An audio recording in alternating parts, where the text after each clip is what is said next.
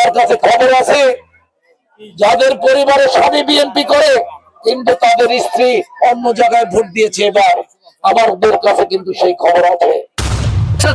সকল নেতৃবৃন্দদের প্রচেষ্টা, আমাদের ইউনিয়ন বিএনপির নেতৃবৃন্দ আছে সালাউদ্দিন আহমেদ দুলাল, কাজী সেলিম, আমাদের হোসেন বাবুল ভাই, আমাদের সকল নেতৃবৃন্দের প্রচেষ্টায় আমরা আগামী দিনে এই অঞ্চলে বিএনপি কে আগের চেয়ে অনেক বেশি শক্তিশালী সংগঠন হিসেবে সরাসরি ছিল, যারা বাংলাদেশ থেকে কখনো চলে যাবে এটা কল্পনাও করে নাই, আজকে সংসদে সেই দলের সিপিএ ভোটও আজকে আমরা দেখতে পাচ্ছি না উপস্থিতি।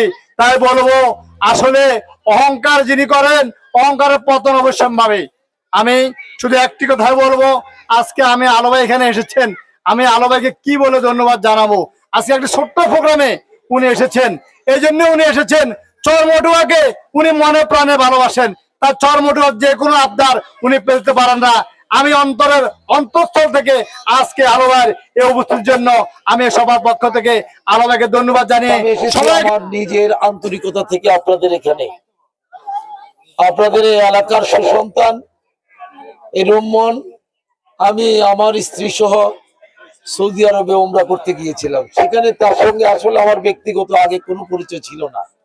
সে কোথা থেকে এসে আন্তরিকতার সহিত আমাদের জন্য যতটুকু তার করা দরকার সম্মান দেখিয়েছে।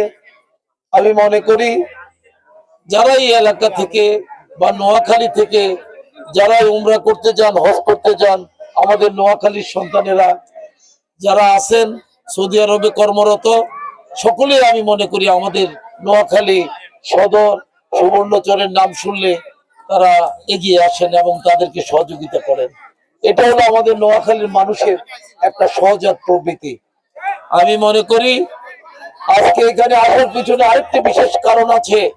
সে কারণ হলো এই, সারাটা জীবন সেই 1991 সাল থেকে আমাদের দুলাল মাস্টার, আমাদের সেলিম সাহেব, আমাদের সহসভাপতি বাচ্চু মেম্বার সহ, আমাদের বাবুল সহ আরো যারা এখানে আছেন, তাদেরকে উদ্দেশ্য করে বলতে চাই, সারাটা জীবন শুনতাম চরমটুয়ার মাটি খালেদা জিয়ার ঘাটি, চরমটুয়ার মাটি বিএনপির ঘাটি। এবার আমি খুব হতাশ হয়েছি এই বিগত 12 তারিখের নির্বাচনে। এই অঞ্চল বিএনপি খ্যাত বলে পরিচিত, এই ওয়ার্ড গুলো সবসময় বিএনপি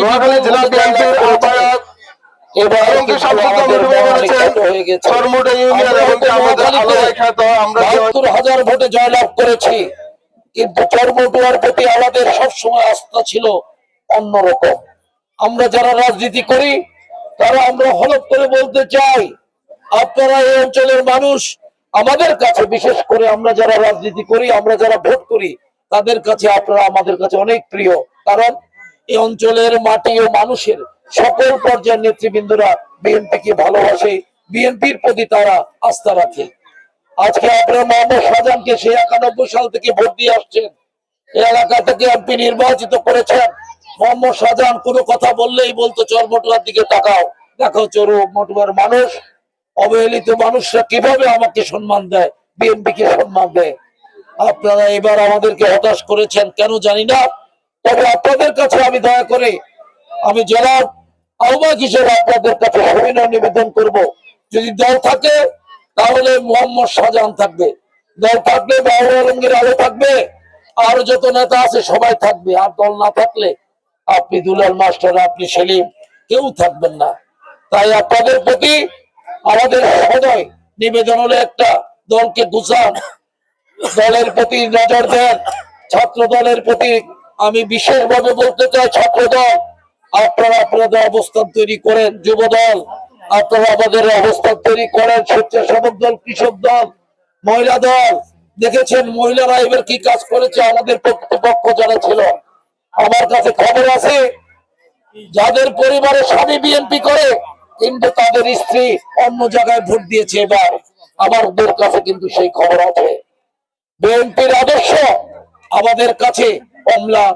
আমরা হয়তো 213 সিট পেয়ে একক সংখ্যা গরিষ্ঠতা অর্জন করেছি, নোয়াখালীতে অনেক সম্মানের সহিত আমরা জয়লাভ করেছি, কিন্তু মনের মধ্যে কষ্ট একটা রয়ে গেছে। এই বৃহত্তর চরমটুয়া কিন্তু বিএনপির ঘাঁটি বলে খ্যাত। সেই জন্য আজকের এই অনুষ্ঠানে আমার আসার পিছনে আজকে সকল পর্যায়ের নেতৃবৃন্দের কাছে সবিনয় অনুরোধ করব, আপনাদের মধ্যে আর কোনো বিভাজন রাখবেন না। আপনারা সকলে মিলেমিশে আগের মতো এই এলাকায় যদি বিএনপিটাকে আবার তুলে ধরেন, ইনশাল্লাহ আগামী 5 বছর পরে আবার যে কোনো নির্বাচনে আপনারা ইনশাল্লাহ এই অঞ্চল থেকে সংসদ সদস্যকে আবার নির্বাচিত পারবেন বিপুল ভোটে। আশা তো করি ইনশাল্লাহ। ইনশাল্লাহ আপনারা করবেন তো? তাই আমার বক্তব্য